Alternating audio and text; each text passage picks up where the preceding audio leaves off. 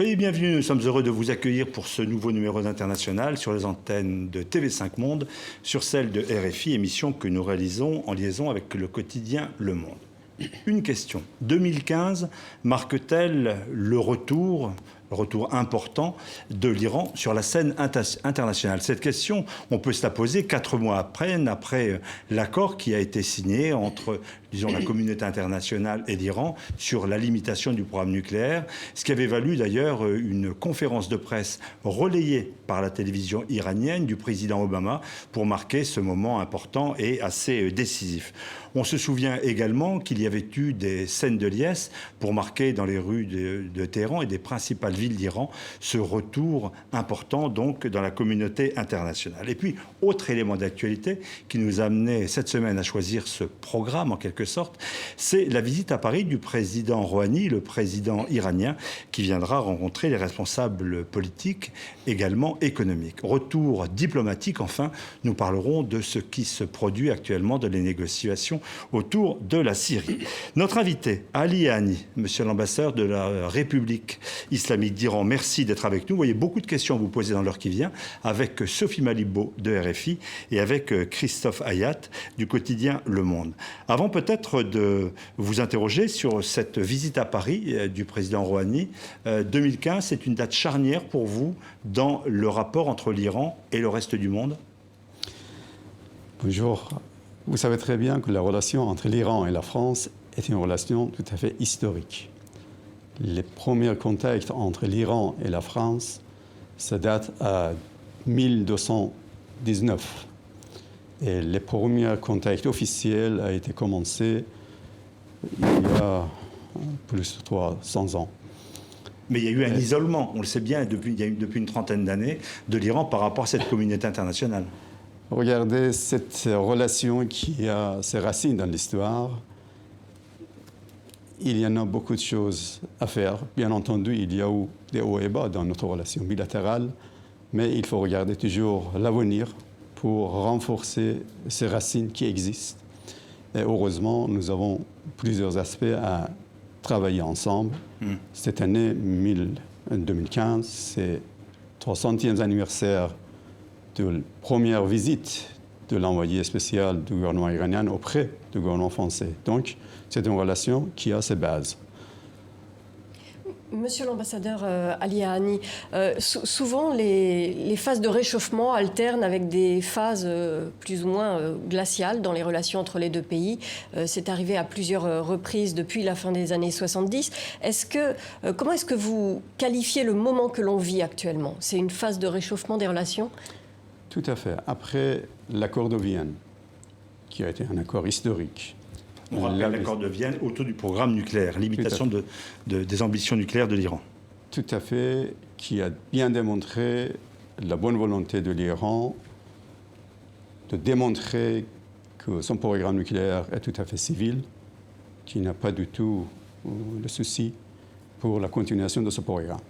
Après cet accord et certains échanges entre l'Iran et la France, nous avions la visite officielle de M. Fabius à Téhéran, qui a été une visite importante, qui a été utile pour évoluer positivement le regard de M. Fabius à propos de l'Iran et la relation entre l'Iran et la France, dont il a donné ses instructions pour réchauffer.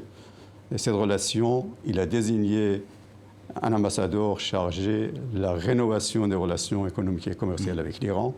Et donc, nous sommes en train de préparer la visite. La France qui a été l'acteur le plus critique, le plus exigeant peut-être autour de ce programme. J'allais dire la capitale qui vous faisait peut-être le moins confiance spontanément.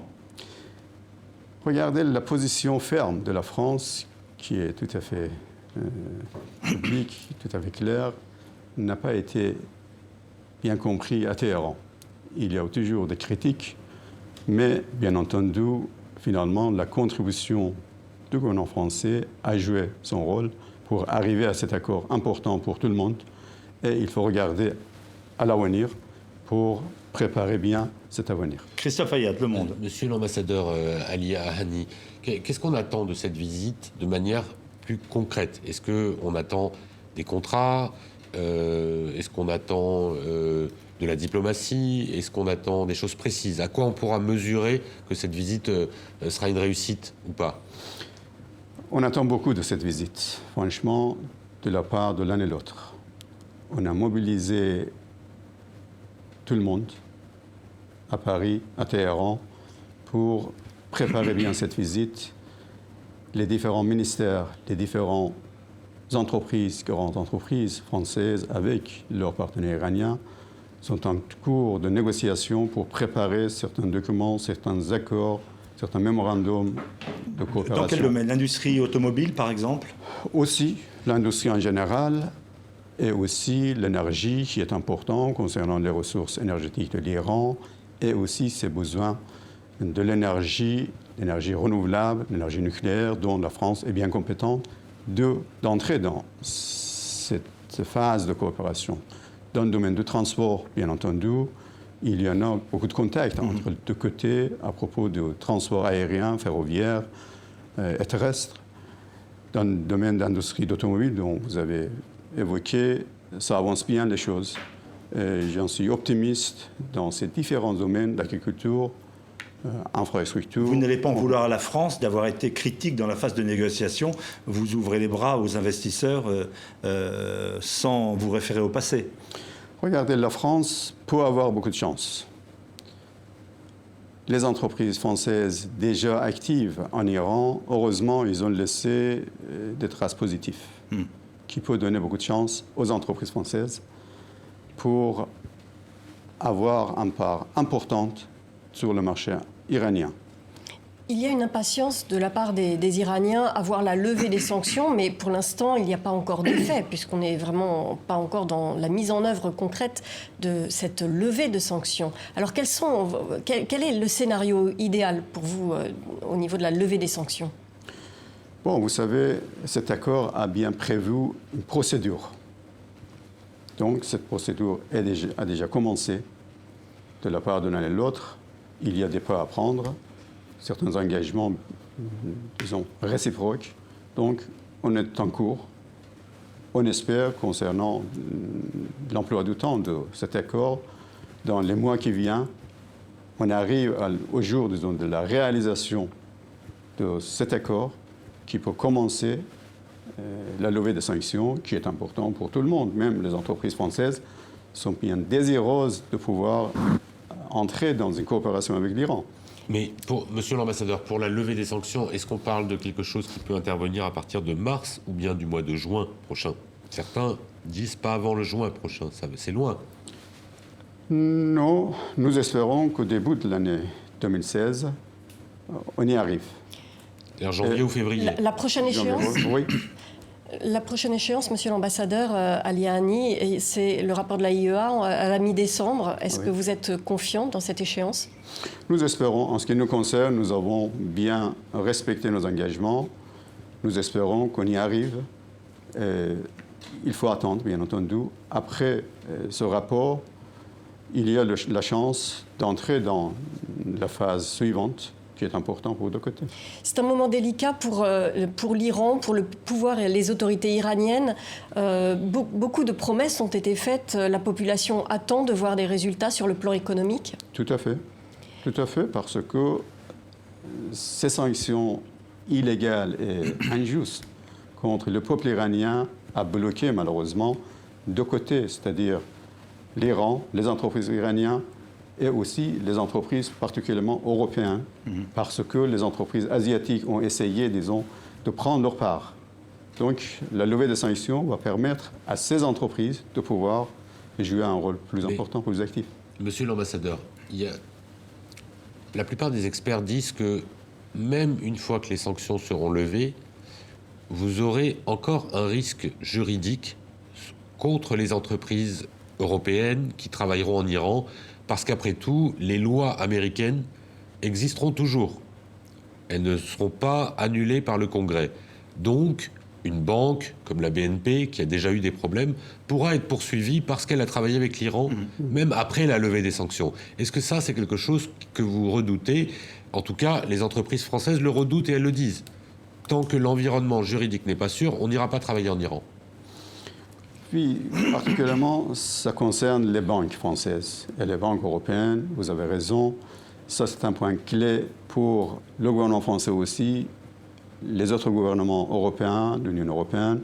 C'est un point clé qui est en cours de négociation avec l'administration américaine pour trouver un moyen de pouvoir garantir bien les entreprises européennes, de pouvoir aller en avant parce que, vous avez raison, ils ont peur, ils sont prudents parce que peut-être des sanctions américaines vont arriver. Mais qui négocie avec qui? Le gouvernement français, allemand, l'Angleterre, selon mes informations, et bien entendu la Commission européenne sont en contact avec l'administration américaine pour trouver un moyen pour avoir de bonnes garanties. Monsieur l'ambassadeur, on dit que les Allemands sont déjà bien installés commercialement au niveau des investissements aussi dans votre pays. Est-ce qu'ils ont un moyen de travailler différent au niveau des financements, peut-être, des investissements? Il y a une grande différence entre l'Allemagne et la France.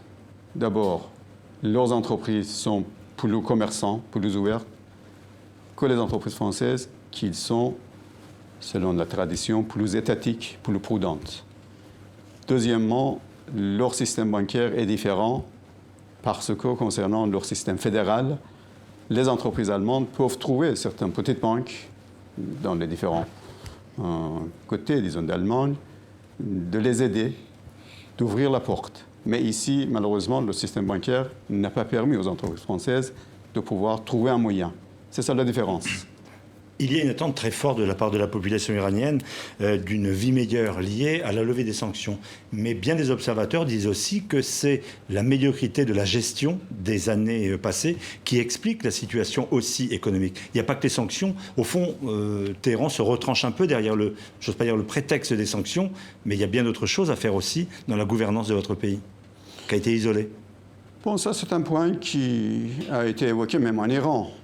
Qu'on travaille au-dessous, bien entendu, il manque certains points de gestion qu'on est en train de travailler, de réparer ces défauts qui existaient. Mais la base bien solide de l'économie iranienne pour bien permettre de dépasser cette période, ça, bien sûr. Nous sommes dans une émission à nouveau diffusée dans le monde entier pour y voir clair. Qui détient aujourd'hui le pouvoir en Iran? Est-ce que c'est le président de la République élu? Est-ce que c'est le guide religieux, la plus haute instance religieuse? Qui décide, au fond?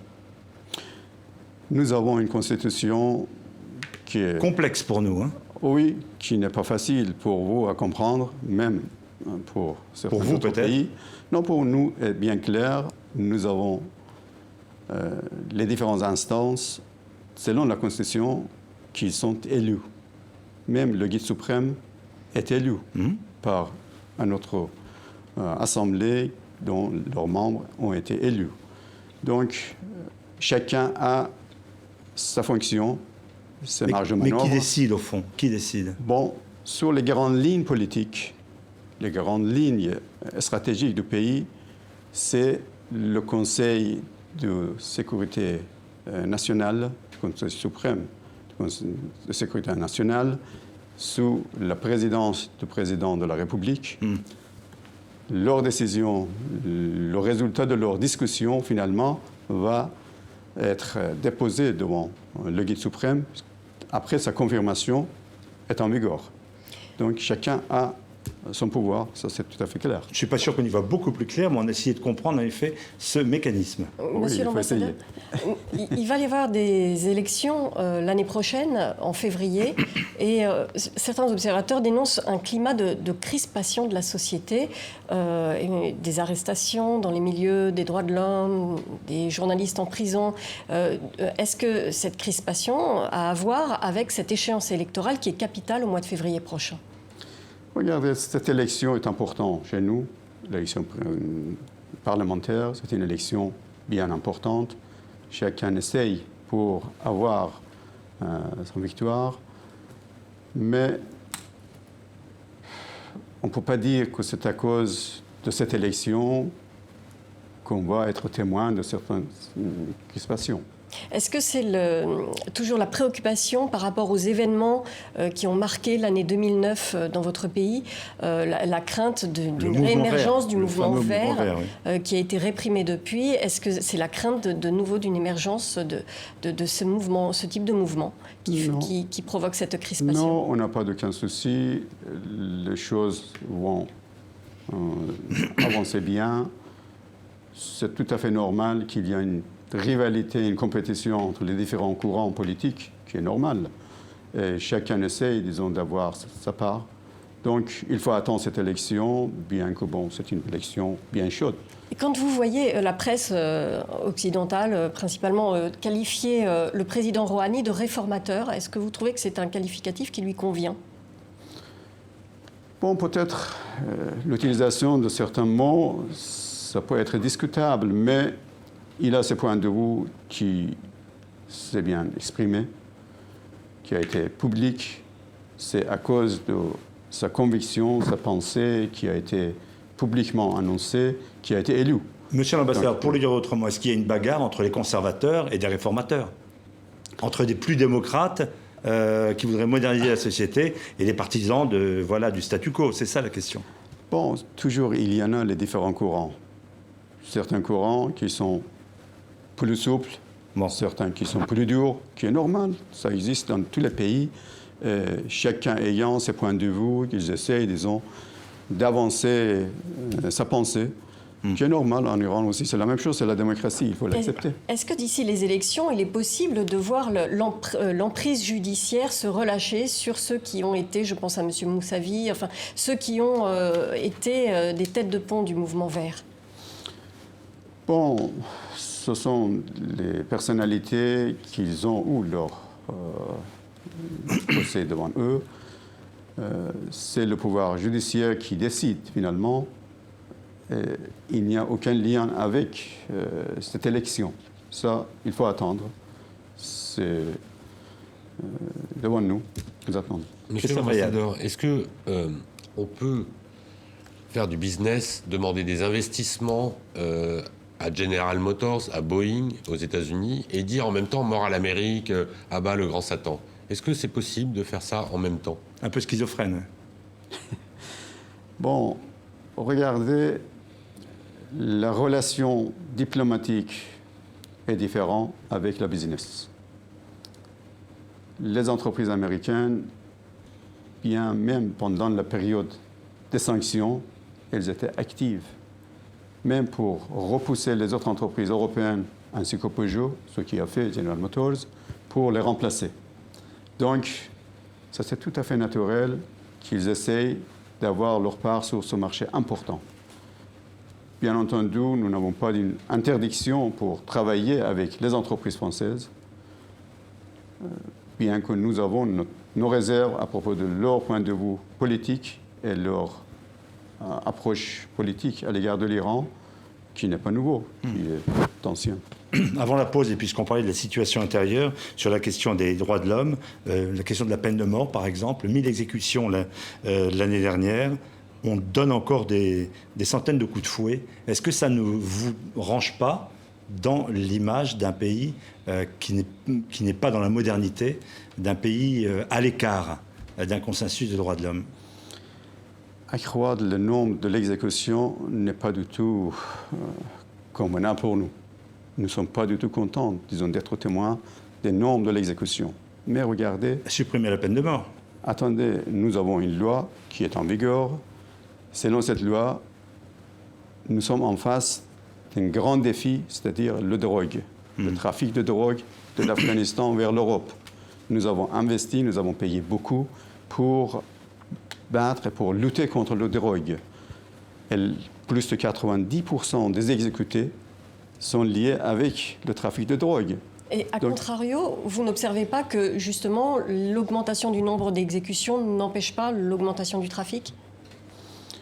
Nous espérons que ça va baisser Mais bien entendu, nous attendons aussi la contribution, la coopération des pays européens qui sont la destination de ces drogues. Alors, monsieur l'ambassadeur, nous allons faire dans cette émission une pause, le temps sur les antennes de RFI et de TV5 Monde de faire le point d'actualité. On vous retrouve avec beaucoup d'autres questions dans exactement 2 minutes. À tout de suite.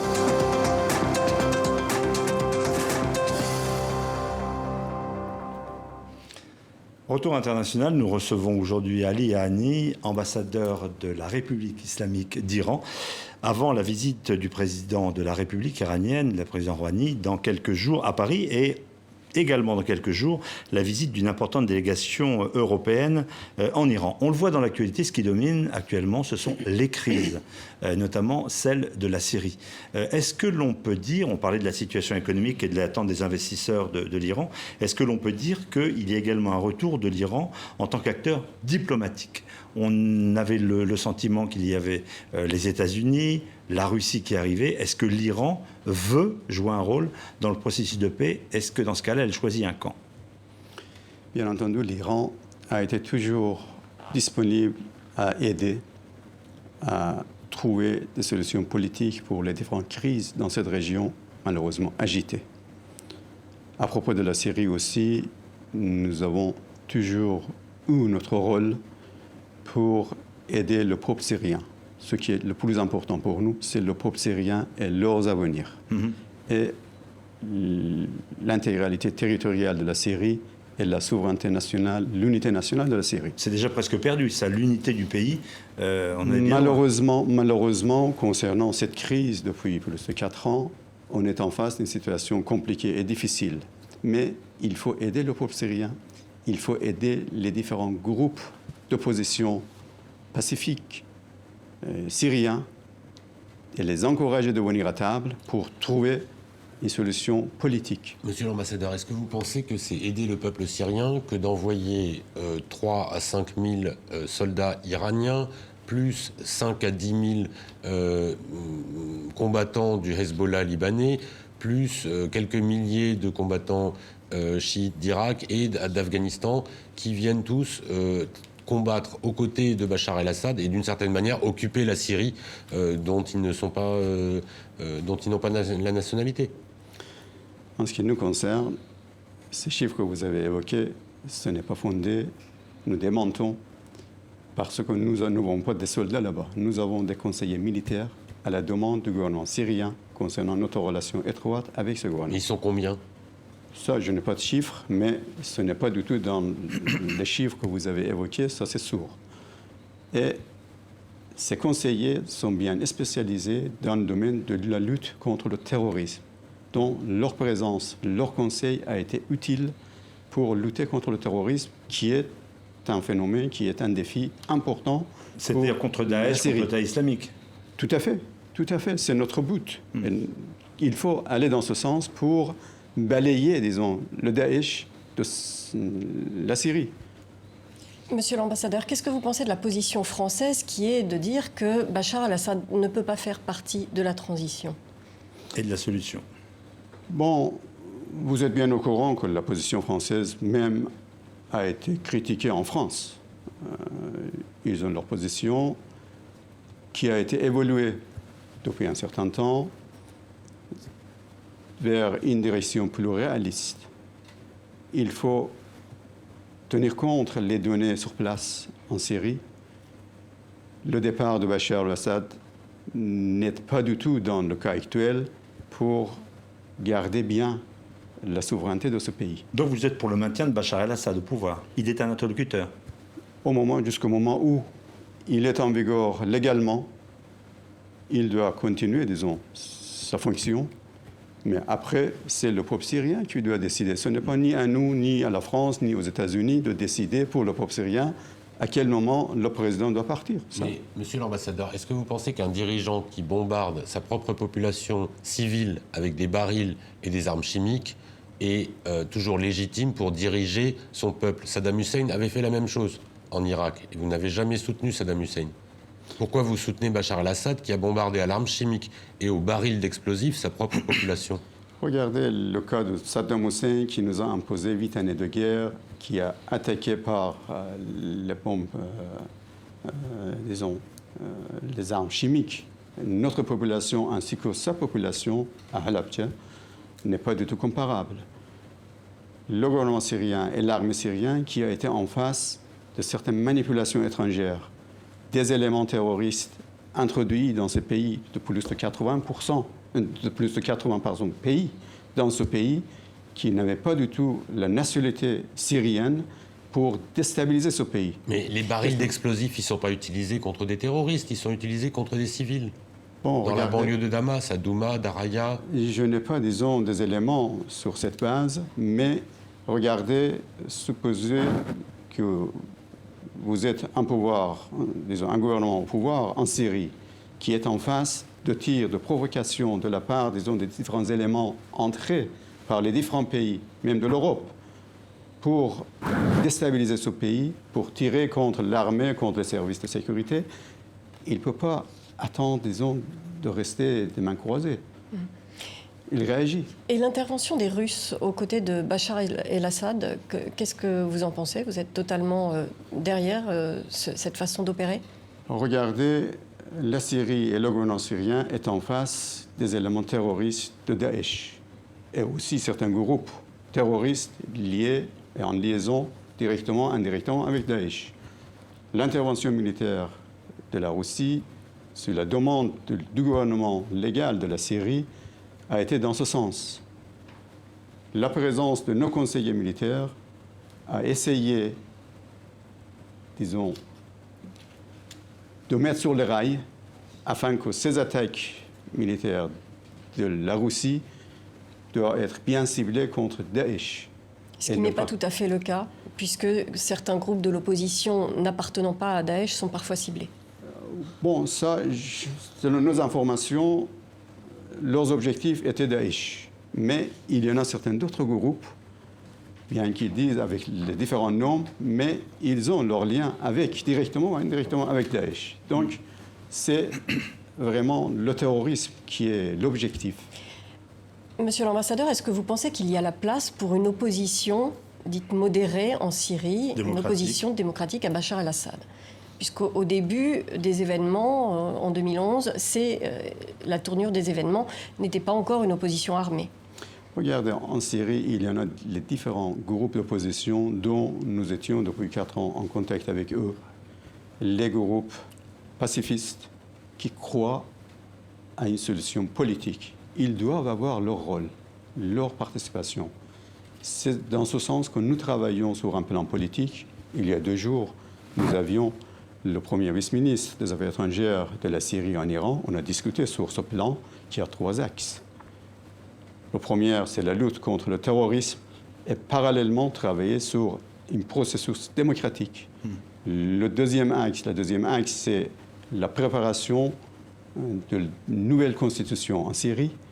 Et le troisième axe, de préparer le terrain afin que le peuple syrien et les différents groupes d'opposition pacifistes puissent jouer leur rôle pour décider leurs avenirs. C'est ça la réalité des choses. Christophe Fayad. Monsieur l'ambassadeur, lorsque la Russie possède déjà une base navale à Tartous, installe une base aérienne maintenant à l'attaquer, des bases d'écoute pour protéger ses propres avions, est-ce que vous êtes favorable à une installation durable de la Russie dans ce pays et dans la région, puisqu'on parle même d'une intervention russe en Irak aujourd'hui, bientôt?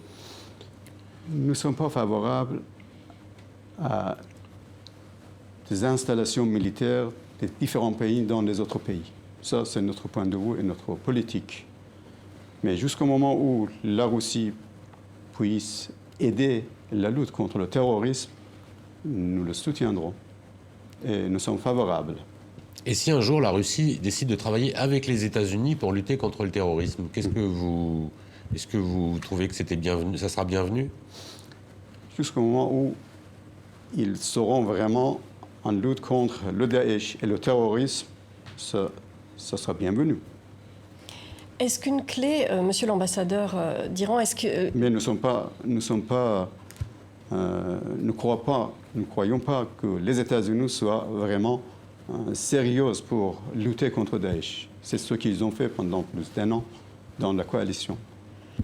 Est-ce qu'une clé du conflit syrien ne tient pas aussi dans la relation, la rivalité très forte, régionale entre votre pays, l'Iran, et l'Arabie saoudite? Et de ce fait, la diplomatie française, qui est aussi un partenaire de l'Arabie saoudite, quel rôle est-ce qu'elle peut jouer? Est-ce que la diplomatie française peut essayer de peut-être rapprocher les points de vue ou du moins permettre un dialogue? Pourquoi pas? Mais en ce qui nous concerne, nous croyons que l'Iran et l'Arabie saoudite sont deux acteurs importants dans cette région qui doivent travailler ensemble, coopérer ensemble pour trouver des solutions politiques, pour terminer les crises existantes. Ce n'est pas du tout dans l'intérêt national de l'Arabie saoudite aussi de regarder l'Iran comme un rival. Il faut qu'ils changent leur regard pour aller dans le sens d'une coopération collective, régionale, pour aider les peuples de cette région. C'est notre point de vue. Pour prolonger peut-être la question de Sophie Madibo, le monde entier voit une zone géographique à feu et à sang. Vous représentez la République islamique. Lorsque vous voyez que cette religion, l'islam, est au fond la clé d'écure de conflits tout à fait dramatiques dont les musulmans eux-mêmes sont les premières victimes. Qu'est-ce qui ne va pas dans cette lecture des religions entre les conflits, entre les différentes branches de cette religion? Qu'est-ce qui ne va pas? C'est du religieux, c'est une guerre religieuse à laquelle on assiste? Non, nous ne croyons pas du tout qu'il y a une guerre religieuse. Nous, comme un pays chiite, ayant aussi une minorité sunnite, nous avons notre relation bien sympathique avec la plupart des pays sunnites. Nous avons notre relation avec les différents groupes politiques dans cette région qui ne sont pas chiites. Nous croyons à l'unité des chiites et des sunnites. Mais il y a bien une guerre religieuse en ce moment. Non, malheureusement, c'est ce qu'on donne, disons, cette perception, ce n'est pas vrai. Oui, c'est vrai, Daesh croit, disons, à la sunnite. Ça ne signifie pas que leur menace est simplement et uniquement contre les chiites. Non. La menace de Daesh contre la France, qui est un pays laïque, n'a rien à voir avec le chiisme. Mais la plupart des égorgements, la destruction de sites, ça touche bien à la fois des musulmans ou des lieux de patrimoine musulmans. Oui, malheureusement, mais parmi eux aussi, il y en a des chrétiens, il y en a des izadis, il y en a des autres qui ne sont pas chiites. Monsieur l'ambassadeur Aliani, il y a un autre conflit qui est dans l'impasse au Moyen-Orient, c'est le conflit entre Israël et la Palestine. Il y a des déclarations du clan conservateur selon lesquelles dans 25 ans, Israël n'existera plus. Est-ce que ce type de déclaration qu'on entend fréquemment de votre pays ne fait pas le jeu finalement de la politique très rude menée par Benjamin Netanyahou? Regardez, vous savez très bien quelle est vraiment la politique du régime sioniste dans cette région à l'égard des Palestiniens, dont il y a une grande sensibilité dans le monde musulman à propos de cette politique d'apartheid raciste qui n'est pas du tout dans le sens de régler cette crise. Ça, c'est un problème, c'est un point important qu'il faut le tenir compte. Oui, mais le fait de... L'ambassadeur, est-ce que ça justifie des menaces ou des sous-entendus sur l'existence même d'Israël? Regardez,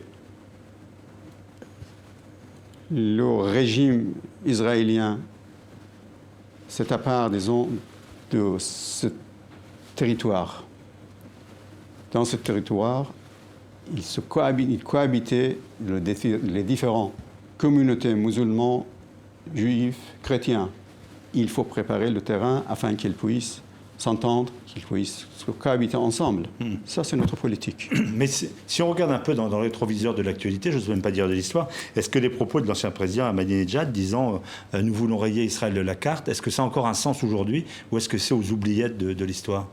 Vous avez peut-être entendu, il y a 2 ans, en avril 2014, je crois, le ministre de renseignement israélien a dit dans une interview avec Washington Times ou un journal américain que cette phrase n'a pas été citée par Ahmadinejad. C'est exactement ce qu'il a dit. Donc il y a eu certaines interprétations, il a eu son langage, ça c'est il n'est plus au pouvoir, mais notre politique est bien claire à l'égard de Palestine, à l'égard des Juifs, que nous le respectons bien, en Iran et d'ailleurs, parce qu'il faut les respecter. L'Iran croit toujours Est-ce que l'Iran croit, de fait, à la possibilité de 2 États, Israël-Palestine? Nous ne croyons pas. Nous ne croyons pas parce que ça ne peut pas régler les choses. Il faut d'abord préparer le terrain afin qu'on puisse organiser un référendum dont tous les gens qui habitent là-bas puissent voter. C'est eux qui doivent décider leur destin politique. On parlait d'Israël qui ne reconnaît pas l'accord qui a été conclu entre votre pays et la communauté internationale à Vienne, ce qu'on appelle le 5+1. Est-ce que vous redoutez qu'il y ait une intervention militaire contre certaines de vos installations en Iran, comme Netanyahou l'a évoqué et le rappelle de temps en temps? Vous redoutez une issue militaire ou des frappes? Non, nous n'y croyons pas du tout. Ils ne sont pas du tout dans la mesure où ils puissent faire cette bêtise qui va exploser, disons, cette région, et ça ne sera pas du tout dans leurs intérêts. L'Iran sait bien comment se défendre. Donc, pour vous, c'est une forme de propagande, mais ça n'arrivera pas. Jamais. Monsieur l'ambassadeur, quand le président Rouhani vient en France, qu'est-ce qu'il attend? Qu'est-ce qui peut se faire sur le plan diplomatique avec la France dans cette région du monde? Nous sommes tout à fait convaincus que la France peut avoir son rôle. Et la France mérite de jouer un rôle important pour calmer le jeu et d'aider à trouver une solution politique. Et dans ce sens, la consultation, la coopération entre l'Iran et la France peut avoir une part importante pour y arriver. J'en suis convaincu et j'espère bien que cette visite va préparer l'opportunité d'entrer dans ce dialogue approfondi à haut niveau qui sera dans l'intérêt de 2 pays d'abord et aussi dans l'intérêt de cette région. Monsieur l'ambassadeur, est-ce que vous allez discuter du sort de Bachar el-Assad? Vous voulez qu'il reste au pouvoir, la France veut qu'il parte. Certains pays disent qu'il faut qu'il reste un régime, mais peut-être pas une personne. Est-ce qu'on peut trouver peut-être un compromis? Bon, ce n'est pas... Est-ce que l'Iran soutient le régime ou Bachar el-Assad comme personne? Nous soutenons la Syrie dans son ensemble.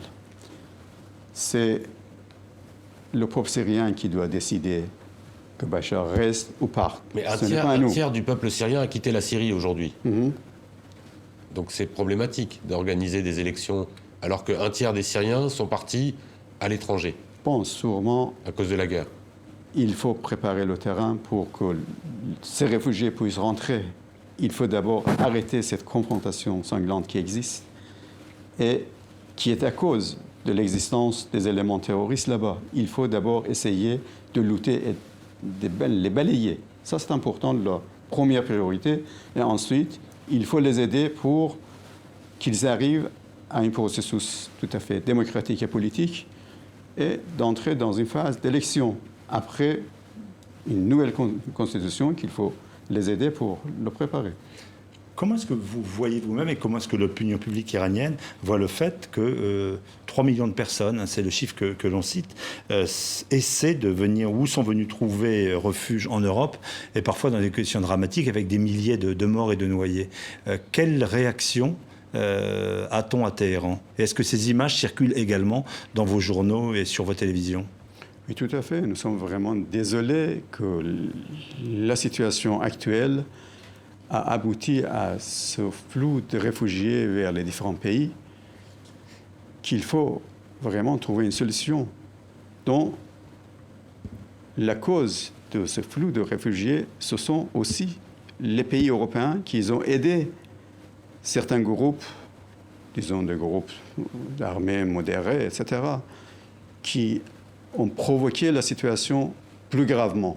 Il faut vraiment les aider au point de vue humanitaire. Ça, c'est la première priorité. Vous êtes en train de nous dire que ce sont les pays européens ou les États-Unis qui, en aidant au départ l'opposition modérée, qualifié de tel, a au fond déstabilisé le pays. C'est ça que vous nous dites. Regardez leur soutien, les armées, les financiers, de la part de certains pays occidentaux, ainsi que certains pays régionaux, à où, disons, la cause et la raison pour arriver à telle phase qui est regrettable. Il faut préparer le terrain afin qu'ils puissent rentrer chez eux. Ça, il faut le calme, il faut une sécurité. Monsieur l'ambassadeur, dans cette région, il y a un peuple qui est divisé entre 4 pays. Ce sont les Kurdes. En Irak, ils sont quasi indépendants. En Syrie, ils sont presque quasiment indépendants aussi. En Turquie, ils sont en révolte. En Iran, qu'est-ce qui se passe? Vous pouvez venir en Iran, vous pouvez bien constater qu'ils cohabitent avec les autres. Nous avons les députés kurdes au Parlement, nous avons même des ambassadeurs kurdes qui ont été désignés.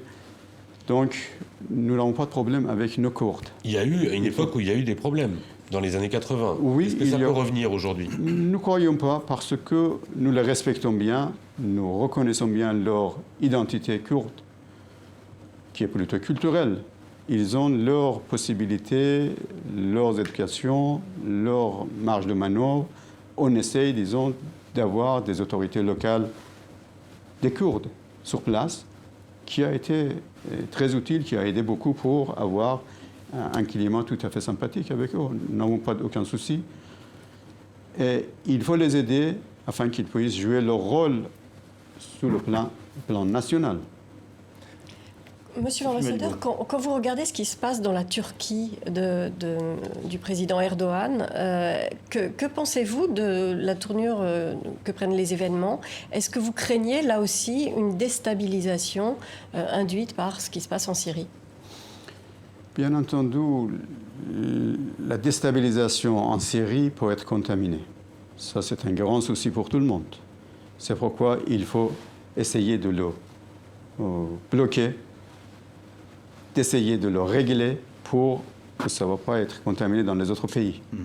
La situation en Turquie, après cette élection, peut permettre d'aller dans le sens d'une stabilité politique plus solide. Nous espérons, c'est notre voisin, le calme dans les différents pays de notre pays et dans le sens de notre intérêt national. Donc vous considérez, monsieur l'ambassadeur, que la victoire de monsieur Erdogan est une bonne nouvelle? Oui, nous l'avons félicité et nous espérons de continuer notre coopération bien approfondie avec la Turquie. On a commencé tout à l'heure par le nucléaire, je voudrais y revenir, monsieur l'ambassadeur. Dans 10 ans, 15 ans, il n'y aura presque plus de limitation au programme iranien. Beaucoup de gens dans la région disent, mais à ce moment-là, l'Iran reprendra son programme et en 3 mois, quasiment, obtiendra ce qu'il veut, c'est-à-dire la bombe, pour certains d'entre eux. Est-ce que, finalement, tout ce qu'on a fait, c'est pas repousser le problème? Pas du tout. Regardez, nous avons notre croyance. Nous avons le fatwa du guide suprême qui a interdit la production, l'utilisation et le stockage des armes nucléaires. Nous ne cherchons pas du tout l'arme nucléaire. Ce qui nous intéresse, c'est de profiter de cette technologie tout à fait pacifique. Et c'est dans ce sens que nous sommes convaincus que la France aussi peut jouer son rôle pour construire des centrales nucléaires, parce que, selon la loi de notre Parlement, nous devons produire 20 000 MW d'énergie atomique. Donc la France aussi peut aider sa présence, sa coopération aussi, pour démontrer la sincérité et la transparence de l'Iran. Monsieur l'ambassadeur, dans quelques semaines à Paris, il y a la COP21, la grande conférence mondiale sur le climat, avec une sorte d'accusation sur l'énergie issue du pétrole ou du gaz, comme étant responsable. Est-ce que vous voyez, au fond, demain, un Iran qui ne puisera plus ses richesses dans cette ressource-là? C'est dans ce sens que nous avons essayé et nous allons essayer de nous équiper aux énergies propres, d'énergie nucléaire, d'énergie renouvelable. Renouvelable. Oui, on travaille, on a investi bien dans ce secteur. On va travailler, on va suivre, bien entendu. Au-delà du nucléaire, le renouvelable, le solaire, etc. Oui, tout à fait, éolien, oui. Merci, monsieur l'ambassadeur, d'être venu sur le plateau d'International avec une forte actualité iranienne la semaine prochaine. Je le disais, la visite du président Rouhani à Paris. Et d'ailleurs, nous aurons un entretien exclusif que le président de la République d'Iran accordera à nos confrères de France Télévisions et qui sera diffusé sur notre antenne, donc jeudi prochain, dans les différentes éditions. Merci d'avoir été avec nous. Merci à vous. Nous nous retrouverons la semaine prochaine pour un autre thème d'International. Excellente suite de programme.